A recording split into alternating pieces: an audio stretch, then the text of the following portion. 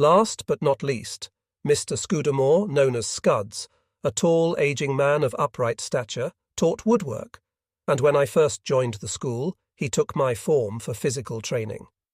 He was the only member of the teaching staff not to have a university degree or academic gown, and he spoke with a pronounced Sussex accent. He saw it as his mission to propagate yoga during physical training periods, and used to keep us standing about for ages in the changing rooms, while he told us of his experiences in India, where he had evidently spent part of his life. Another hobby horse of his was chess, and how this game taught young people to develop their powers of concentration and judgment. I joined the chess club, which met once a week in the school library. Now I have introduced those who inherited from Jufru Loopstra the disconcerting task of putting me through my schooling. I should like to revert to the broader aspects of my new environment in Worthing. As I made new friends at school, I found myself being invited to birthday parties and other social gatherings of youngsters, and I soon overcame my feeling of linguistic inadequacy in fending for myself in English. Probably one of the last instances of my foreign background surfacing was when a new boy who had arrived straight from the Canary Islands joined my form.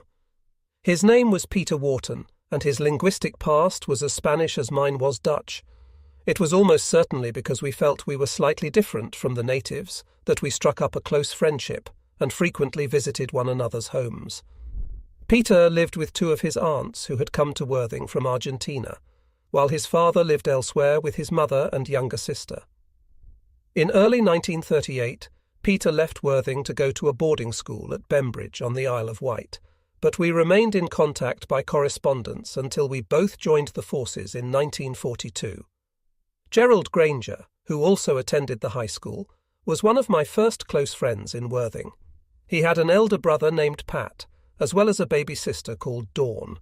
Pat and Gerald both sang in a high church choir in West Worthing, and one day they suggested I accompany them. They had told me that choir boys got paid for their services, so I decided I might as well give it a try, even though I was unable to read music. I attended several choir practices as well as a few religious services, in the hope of learning the music by heart, but I found it too complicated. The choirmaster never seemed particularly interested in my presence, and when at the end of the month I was not among the recipients of monetary reward, I took the hint and concluded the church choir was not really my scene. Much as I enjoyed Gerald's cheerful company, I was more relieved than disappointed over abandoning my choir singing venture. There was something about being inside a church that gave me a compulsive urge to get out into the fresh air. The dark, cold, damp atmosphere, the oppressive silence observed, even by those not actually engaged in organized devotion, and the seemingly contrived, obsessive nature of the liturgy all combined to alienate me. I was unable to comprehend how the church could possibly be seen as the guardian of morality and the hope of salvation. Sometimes I wondered whether I ought to have a troubled conscience over my failure to recognize what those around me accepted as unquestionable, and indeed whether I might one day suffer dire consequences for failing to follow obediently the established creed. At the same time, I could not help but wonder whether those who described themselves as the faithful really did have the ability to communicate with their Creator by mumbling prayers and begging for personal favors in church. Did my inability to participate in this lugubrious ritual perhaps point to some kind of spiritual abnormality? Or was attending church and praying merely a habit, passed on from generation to generation, by those anxious to maintain a respectable image in a society where the observance of religious discipline was taken to be an integral part of virtuous living? As I walked home along Broadwater Road from my final choir practice, I was turning these questions over in my mind when I suddenly became aware of an enormous object in the sky over West Worthing. The sheer size of it made me miss a heartbeat. I soon realized it was a German Zeppelin, cruising slowly along our south coast on a spying mission, according to our newspapers the following day. It was thought to be photographing our coastal defences, or rather our landing beaches, as we had no coastal defences yet. It was a beautifully clear evening, and as the mighty airship gently glided past Worthing, I was clearly able to discern the windows in the cabin below its huge silver-grey hull, and the ominous German swastika on its tail fin. When it had disappeared from view, I resumed my walk home, reflecting as I went on my attitude towards religion. As if shaken out of my spiritual disarray by the man-made colossus I had just beheld in the heavens, traditionally the preserve of divine apparitions, I decided I must there and then work out, on the basis of the means at my disposal, where I stood vis-à-vis God and the Church. To be truthful, I had to admit I had no concept of how to communicate with God the Creator, and I had no affection for or understanding of the Church. This was my considered standpoint, and I was going to have to live with it. Once we had settled in, a number of friends and relatives came to visit us in Worthing, to see how we were getting on in our new habitat. My grandma Ems, who was crippled with arthritis, also came to stay, together with her daughter Mabel. When Rose Penley knocked at our door one morning while Grandma was still in bed, her curiosity got the better of her, and in her nightie she warily negotiated a couple of stairs and bent over the banister to see who had entered the living room. In so doing, she lost her balance and hurtled down the rest of the staircase out of control, leaping over several stairs at a time and landing in a neat, motionless little heap in the hall. I witnessed this whole performance and curled up in a fit of uncontrollable laughter, to the anger of my mother and Mabel, who feared Grandma might have done herself a grievous mischief. An opened bottle of brandy wafted gently under her nostrils quickly caused her eyelids to pop open, and no sooner was she helped to her feet than she hobbled off into the kitchen to get herself a glass. During the summer of 1936, I made friends with a high school boy named Jim Swingler, who lived diagonally opposite us at number 87. Jim's mother had also been widowed, and he had a very attractive elder sister named Doreen, who attended the girls' high school. Jim and I often went for walks on the downs behind Worthing, as far as the Stone Age fortress known as Sisbury Ring and the picturesque clump of trees called Chanctonbury Ring. It was along the paths leading up to the downs that we discovered a vine-like creeper that grew prolifically among the trees and shrubs which, when ignited, would smoulder and give off a steady flow of heavy blue-grey smoke. By cutting our creeper into cigarette-like lengths, we found we were able to imbibe the smoke from the glowing end by drawing it through the stem, as was done when smoking cigarettes. We devised the name gaff by inverting the letters in fag to describe our discovery. We collected a stock of these gaffs, which we used to smoke in the shed at the bottom of our garden. During the warmer months of the year, that garden shed was an ideal refuge, to which I withdrew to get out of my mother's way. It didn't need to be kept clean, and there I was able to entertain friends with dirty shoes. It had a small window and, apart from our garden tools, it contained an old unwanted table, a chair, and one or two battered suitcases, as well as a very dusty old trunk. Inside this trunk I found negatives of photographs and German banknotes from the post-war period, overprinted with their grotesquely inflated values of millions of Reichsmarks. I also discovered a set of 2 paperbacks entitled Hugo's Spanish in 3 Months, which had belonged to my father. The shed was the repository for all the junk that my mother had not had the heart to throw into the dustbin. When my mother presented me with a bicycle in early 1937, Jim and I extended our area of operations to take in Shoreham Airport, where we used to watch light aircraft, mostly Tiger Moths, take off and land. There was a regular passenger service between Shoreham and the Channel Islands, operated by de Havilland Dragonfly biplanes. We occasionally even caught a 31 bus or train to go ice skating at the indoor stadium in Brighton. It must have been in late 1937, while on my way through the graveyard around Broadwater Church to join my mother at the bus stop, that I met my Waterloo and suffered an even more ignominious humiliation than Napoleon did in 1815. I was walking along the top of a low wall that separated the actual graveyard from the pathway running through it, when I noticed a small boy coming towards me, along the same low wall. The small boy was accompanied by a much bigger, uncouth-looking boy, who truculently ordered me to get out of his little companion's way. When I refused, he challenged me to a fight. He took off his jacket and drove his fist into my face with such force that I was knocked off my feet. He then jumped onto me and pinned me down. At that moment, my mother, who had seen me knocked down, came rushing up from the bus stop and sternly ordered my assailant to release me and remove himself from the scene, which he did.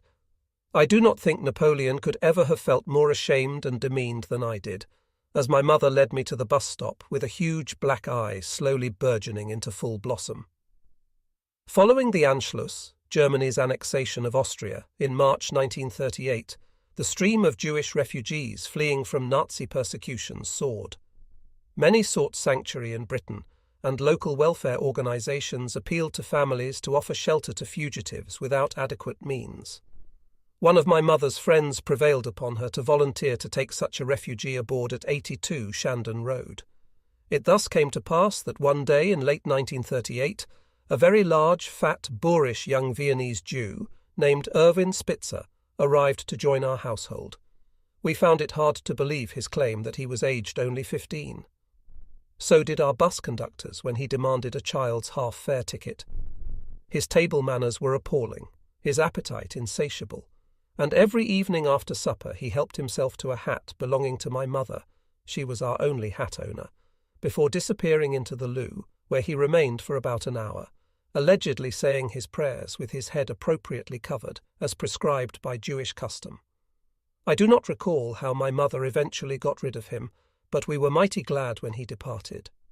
The Anschluss was followed some 6 months later by the Munich Agreement, whereby Britain and France did a deal with Nazi Germany, allowing the latter to annex the Sudetenland, the border areas of Czechoslovakia, in exchange for a pledge that Germany harboured no further territorial aspirations. Then, in March 1939, the Nazis occupied the remainder of Czechoslovakia, in violation of their Munich undertaking, and it became clear to even the most naive onlooker that Herr Hitler and his Italian mucker, Signor Mussolini, who had meanwhile invaded Abyssinia, were to be regarded as very much more sinister than just a couple of comic opera stooges, as our newspaper cartoonists liked portraying them. That we should be in danger of becoming embroiled in a new global war seemed a bit far-fetched. Yet, on sober reflection, something intensely disturbing and frightening seemed to be in the melting pot of international politics. Not only were Germany and Italy quite openly challenging the existing geographical order, under which Britain, France, and 1 or 2 junior partners had much of the world divided up between them as colonies. In the background, another contender for world domination, Soviet Russia, was quietly but purposefully intriguing against the established order, on the pretext of aiming to unite the workers of the world under communism. One day, a representative of the Hitler Youth, dressed in khaki shorts, an open-necked khaki shirt and flaunting a red and black swastika armband, was allowed to address our school assembly. He informed us in vehement, gutturally distorted English of the happy, friendly, constructive atmosphere in Nazi Germany, where the much-loved Führer was striving to right some of the injustices inflicted upon the Reich at Versailles after the 1914-18 war. He concluded his address by clicking his heels together, and with outstretched arm shouting Heil Hitler, thereby totally demolishing anything he might otherwise have achieved in promoting the Nazi cause. Afterwards, one of my form mates advanced the view that, ridiculous as fascism and Nazism were, if it ever came to the crunch, he'd rather live under such a regime than under the wretchedness of communism. For some reason, our German teacher, Anderson, was temporarily transferred to duties elsewhere. During his absence, his place was taken by a pale, shy, self-conscious man named Corbett, who devoted much of our German periods to extolling the virtues of Nazi Germany, where he had seen political and economic chaos make way for law and order, material progress and patriotism. In early 1939, a chap in my form named Martin, no relation to the Beak, and I decided to find out more about the profiles of the political baddies in our midst by taking a first-hand look at the local Worthing branches of the British Union of Fascists, BAF, and the Communist Party of Great Britain, CPGB. We called first at a shop near the town centre which served as the district headquarters of Sir Oswald Mosley's BAF, where we were given an affable welcome. We found the party faithful lounging about in a relaxed mood, quenching their thirst and sneering over the ineptitude of our national political leaders in managing Britain's role in the world. While our country was absorbing an ever-increasing stream of refugees, they lamented, no one had as much as batted an eyelid when a British woman was sexually assaulted by natives in China. Where were our gunboats? They demanded. A British government worthy of the name should see to it that whenever a British subject was insulted or harmed, a few shells be fired in the direction of the perpetrators, to teach them to respect and fear Britain's might. Hitler and Musso were only doing in Germany and Italy what we should be doing in defence of Britain's interests. Communist Russia, they claimed, was run by a gang of Jews. Most of the members of the Soviet Politburo either had Jewish blood in their veins or they were married to Jewesses. Among the 20-odd party members we saw, there was one who had the appearance of a gentleman farmer. He was ruggedly but stylishly attired, and spoke to the others as I imagined a country squire might address his labourers.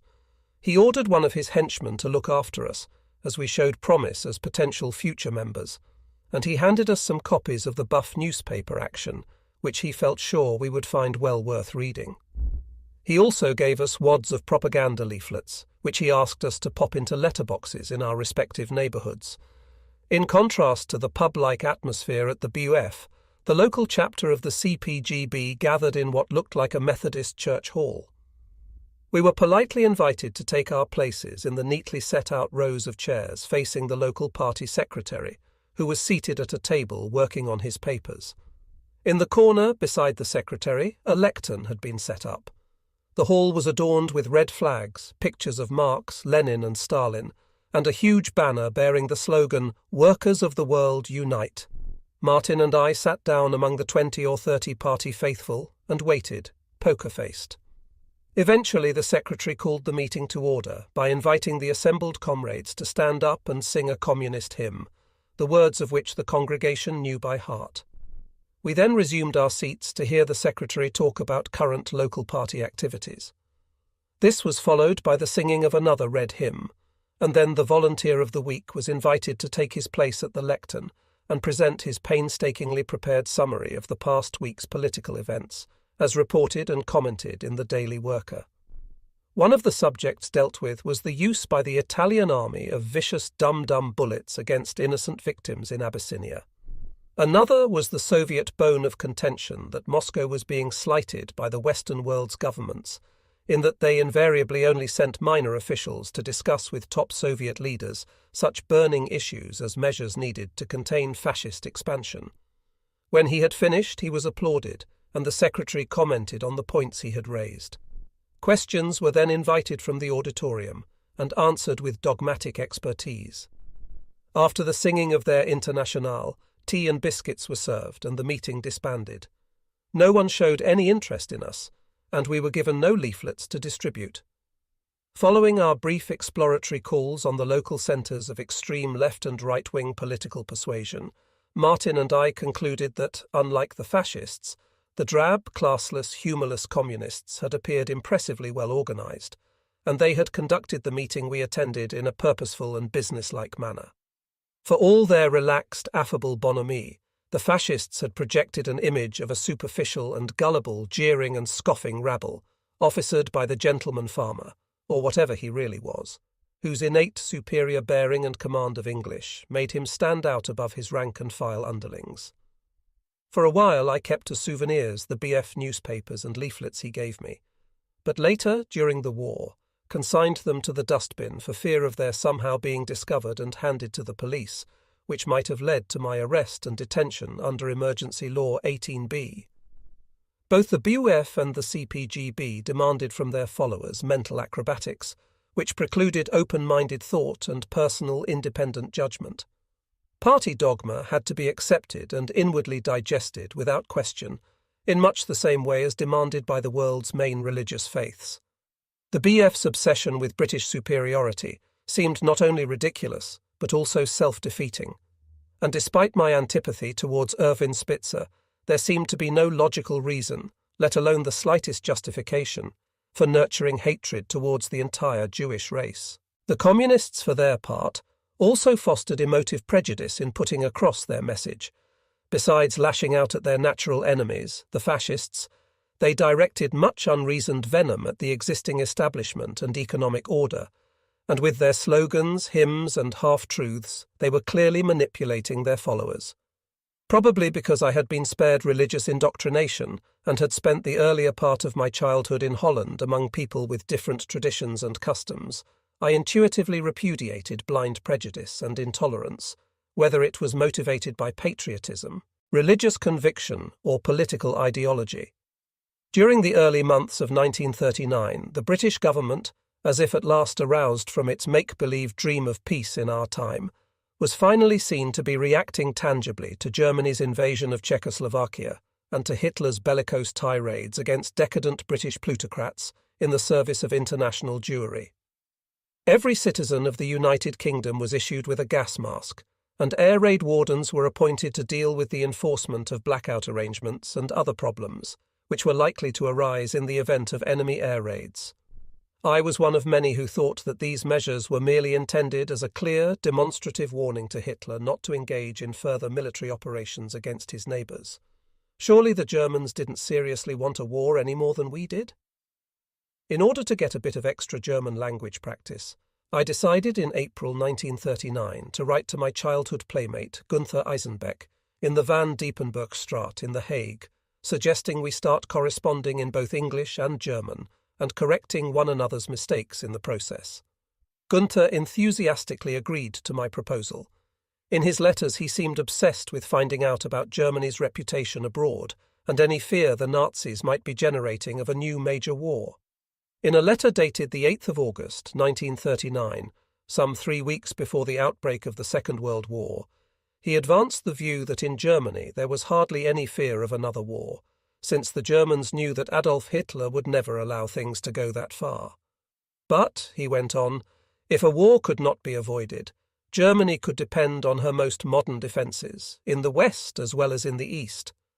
In spite of the tense and precarious international situation, previously made arrangements went ahead, whereby Gerald Granger and I were to spend our 1939 summer holidays at one another's homes. On the 30th of July, I set off by Southern Electric for London's Victoria Station, where I crossed the road to the coach station and boarded a Scottish motor traction (SMT) coach for the 15-hour drive to Edinburgh. While in the London area, I noticed a number of barrage balloons in the sky. They were attached to the ground by cable and were designed to prevent enemy dive bombers from attacking their targets. At Edinburgh, I was met by Mrs. Granger and Gerald and driven to their detached house on the city's outskirts. During my 2.5-week stay, I was shown the sights: Edinburgh Castle, Princes Street, the Royal Mile, Holyrood Palace, the Scottish National War Memorial, the Forth Bridge and the Zoo, and Gerald took me swimming at the impressive Portobello Stadium. I loved Edinburgh, especially Princes Street, with its elegant shops along one side, facing the spectacular castle atop its mighty rock, high above the trees obscuring the main LNER railway line. On the 16th of August, Mr. and Mrs. Granger, Gerald and I crammed into the Grangers' small family car for the drive to Worthing. After crossing the Cheviot Hills and Northumberland along country roads running through mainly bare, hilly pastureland, with stone walls separating the fields, we joined the A1 trunk road for the major part of the journey south. In Worthing, Gerald's parents bade us farewell and drove off to stay with friends of theirs. During his stay with us, I took Gerald for walks on the downs, swimming off our stony beaches, and to watch films at our local cinemas. On the morning of the 3rd of September, a couple of days before he was due to return home, we went swimming at Splash Point. It was a sunny but windy day, and I cycled home to fetch a towel we'd forgotten, leaving Gerald to amuse himself on the beach. At home, I found my mother looking rather sombre. She told me I'd better go back and bring Gerald home at once. At 11 o'clock, the Prime Minister was due to make an important statement on the radio, in which he was expected to announce Britain's response to Hitler's brutal invasion of Poland. I raced down to the beach to fetch Gerald. Once back home, we all gathered round the radio set and tensely waited for the clock to strike 11. We then heard Mr. Chamberlain make his historic speech announcing that we now found ourselves in a state of war with Nazi Germany. The speech was followed by martial music. We looked at one another, wondering what effect this was going to have on our lives. After 3 minutes, we were horror-stricken to hear the wailing of our air raid sirens. "There you are," said my mother. "The German Air Force will have been circling round our coasts, awaiting our declaration of war. Now they will be flying in to drop poison gas over us." We rushed for our gas masks. Gerald had not brought his with him. We then began arguing over who was to give his mask to Gerald. My mother insisted he take hers, while Bobby and I wanted him to have ours. Gerald himself was embarrassed over the schmozzle his oversight was occasioning, and insisted he bear the consequences himself. Our discussion was soon interrupted by the renewed sound of the sirens, this time announcing the all clear. We heard later that the alarm had been set off by a passing seagull being mistaken for an enemy bomber. There were no further alerts during the remainder of Gerald's stay, and he returned home safely to Edinburgh to be happily reunited with his gas mask. So the unthinkable, which had suddenly become the inevitable, had now actually come to pass. Britain and France had honoured their commitment to go to Poland's assistance in the event of her being attacked, and we were now both at war against the aggressor. Whether we would in fact have the ability to assist Poland was another matter. For the first time I was able to turn a blind eye to cricket, fox hunting, the Church of England, perverse arithmetical and spelling customs, the wearisome class system, and I experienced a feeling of patriotic pride in being British. I also felt respect and admiration for the French, to whom I had hitherto never really given very much thought. In the early days of the war we all waited with bated breath, wondering what was going to happen. Surely it couldn't last for long. It did occur to me that, should it by any chance go on for as long as 2 or 3 years, I'd be old enough to be called up for military service. But that seemed most unlikely. Modern military weapons, especially modern aircraft, were so devastating in their destructive power that warring nations would not be able to keep hostilities going for any length of time. The immediate question, as I saw it, was this: was Germany powerful enough to overrun the Maginot Line and take on the combined British and French armies?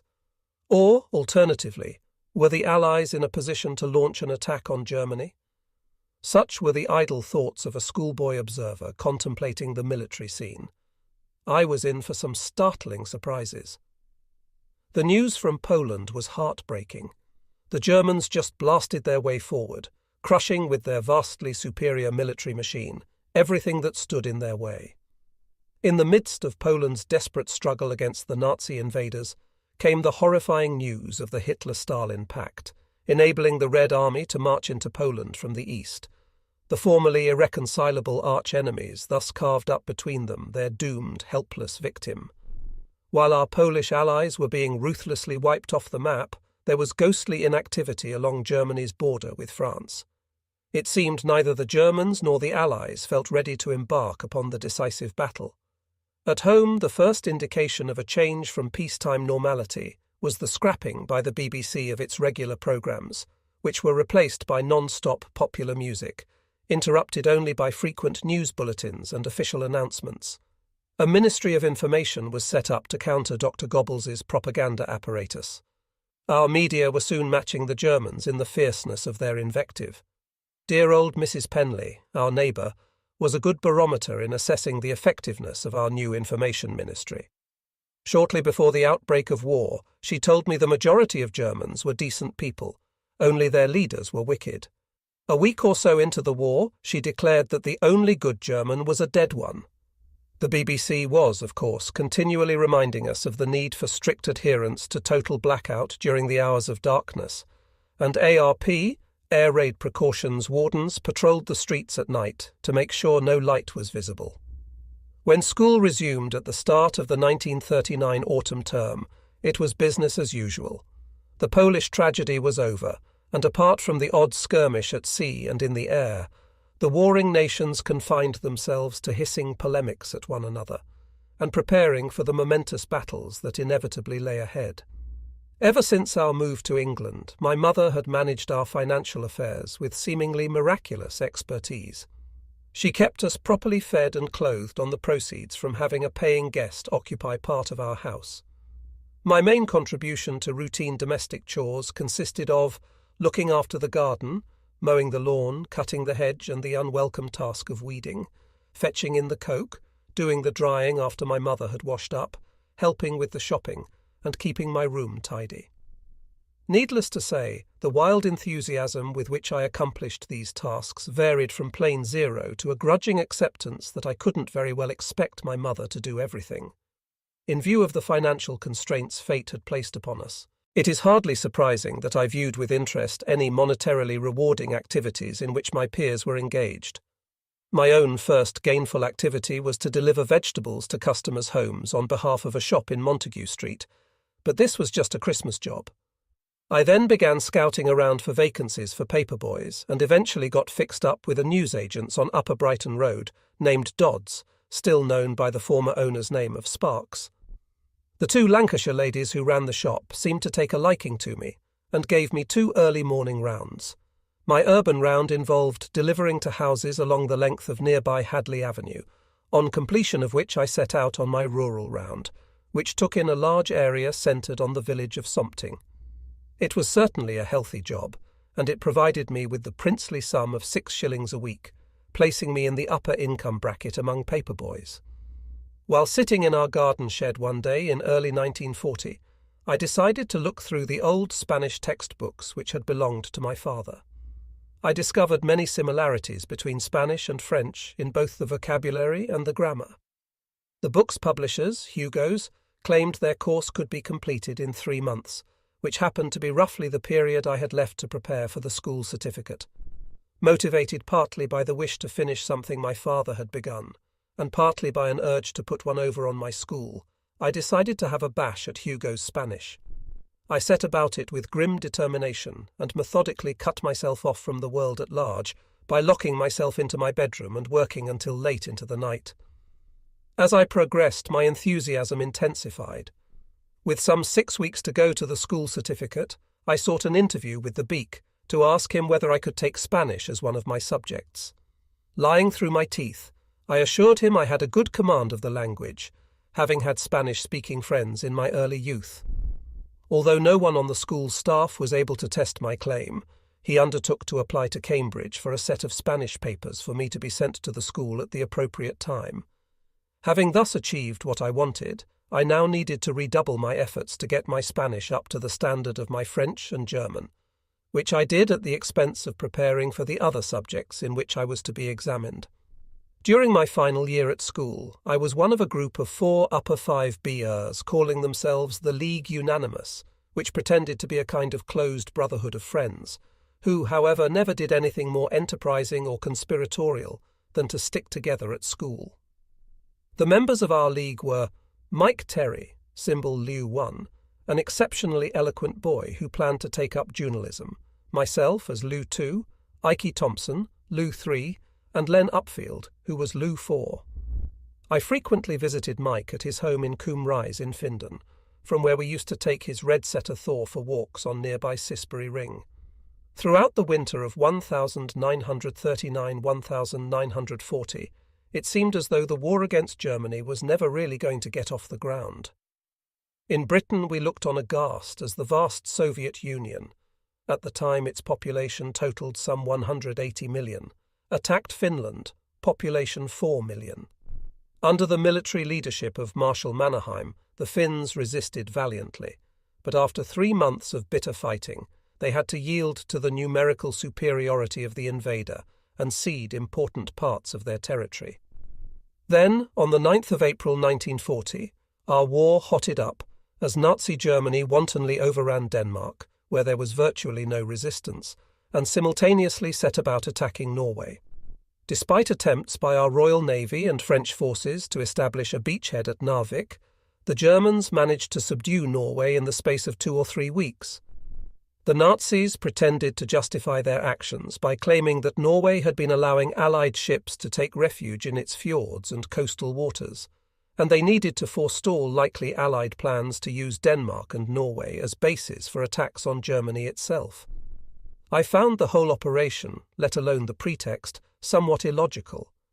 Surely, it seemed to me, they would have done themselves more good by launching a direct attack on French or British territory, rather than expending military effort on occupying hitherto neutral countries. Of course, had I been aware of Hitler's plans, or the full extent of Germany's military strength, I might have understood what was going on. The big shock came about a month after the attacks on Denmark and Norway. On the 10th of May 1940, the Nazis hurled the full force of their military might at Holland, Belgium and Luxembourg. On my way home from school that day, I called at 10 Shandon Road to hear the latest developments from Nellie and Dora Thompson, who were glued to their radio, listening to the catastrophic news from Holland. Endless columns of enemy tanks and armour were pouring across the Dutch borders. Large contingents of German paratroops were being dropped at strategic points behind the Dutch army's lines, and Rotterdam was under ferocious attack by Stuka dive bombers. The Dutch army hadn't a hope in hell of resisting this devastating onslaught. My thoughts went out to my early childhood friends in the Van Diepenburgstraat. At home, I tuned in to the Dutch radio station in Hilversum. Although I hadn't spoken Dutch for years, I was still able to understand it perfectly. In Britain, Mr. Chamberlain made way for the old warmonger Winston Churchill, who had for years been urging tough action against Hitler. Paul Reynaud became the new Prime Minister of France, but our new leaders could do nothing to halt the German offensive. Holland fell within just 5 days. Belgium followed 17 days later. By then, German forces had bypassed the Maginot Line by smashing their way forward into France from the north. Our own British Expeditionary Force in France was ordered to abandon the sinking ship and did what it could to get back to the United Kingdom from the beaches around Dunkirk. On the 10th of June, having satisfied himself that the risk was worth taking, Mussolini declared Italy to be at war with France and Britain. To put it mildly, our military position didn't look at all too reassuring. The day after Mussolini's momentous decision to declare war on us, I reached the age of precisely 16 and a half. While out walking on my own on the Downs, it occurred to me that I should mark the occasion by recording the events that lay ahead in diary form, a bit à la Samuel Pepys. A more opportune moment to embark on such a venture was unlikely to present itself. I bought myself a foolscap-sized memoranda or minute book, and on the inside front cover, under my name, address, and recent photograph, I wrote the following foreword: Tuesday, November 6th, 40. It is only quite recently that the idea of keeping a diary came into my head, probably because life is becoming ever more eventful, and also because I have reached the age of leaving school and finding a job. Today I am just 16 and a half years old, at 11 a.m., so I consider it quite an opportune moment to start. Moreover, the war is getting ever more desperate, and we are expecting to see some of it over here before long. All these things ought to provide me with ample material for writing, so I wish myself the best of luck with the diary, and I hope I shall have enough perseverance to keep it up. My record of that same day's events certainly illustrated what turbulent and dramatic times we were going through. I began by reporting, "The political situation very grave. Yesterday at about 6 p.m, Mussolini declared Italy to be at war with the Allies. King Haakon of Norway and his government arrived in London. Paul Reynaud is visiting the front. The French government has left Paris. So has the Bourse. Germans reported to have crossed the Seine at Rouen. All Allied troops were yesterday withdrawn from northern Norway." At midnight, President Roosevelt made one of his pretty speeches. He also sent us prayers, bless his little heart. I went on to mention that although it was half-term, we had been required to attend school for half the day, either to play cricket or to be taken on a supervised walk. This was to prevent boys from lurking around the seafront and other military places. In the evening I went for a walk on the Downs with a Slovak political refugee from Bratislava named Riesenbach, who had been billeted next door to the Thompsons. On the 12th of June I reported that the RAF and the South African Air Force had carried out raids on northern Italy and on Italian air bases in Libya, Abyssinia, Italian Somaliland, and Eritrea. The Italians, for their part, had carried out several raids on Malta, but had caused little damage. Italian ships all over the world had been seized or scuttled. On the 13th of June, I noted the Germans had advanced to within 16 miles of Paris. 6,000 British soldiers had been taken prisoner of war. And then, on the 14th of June, I recorded the sickening news that ever since 7 a.m, German forces have been entering Paris. French troops had withdrawn to positions behind the capital to save it from destruction. The French government had moved to Tours. All essential services, including the police and fire brigades, had remained in Paris and laid down their arms. In agreement with the French government, Spanish troops had occupied the international zone in Tangiers, On the 17th of June came the dramatic and heartbreaking news that France had surrendered. Paul Reynaud and his government resigned, and Marshal Pétain, who had assumed power, announced in a radio broadcast to the French people that he had contacted the enemy and asked for terms for an armistice. German forces had advanced right up to the Swiss border, thus completely encircling and neutralising France's impregnable Maginot Line. In a BBC broadcast, Churchill expressed his grief for the gallant French people who had fallen into this terrible misfortune. The genius of France, he vowed, would rise again. We had now become the sole champions in arms to defend the world cause. The news of France's surrender absolutely stunned me. The fact that our mighty French ally could be overrun in so short a time sent nervous shivers down my back. I could not comprehend why the French had given up so soon.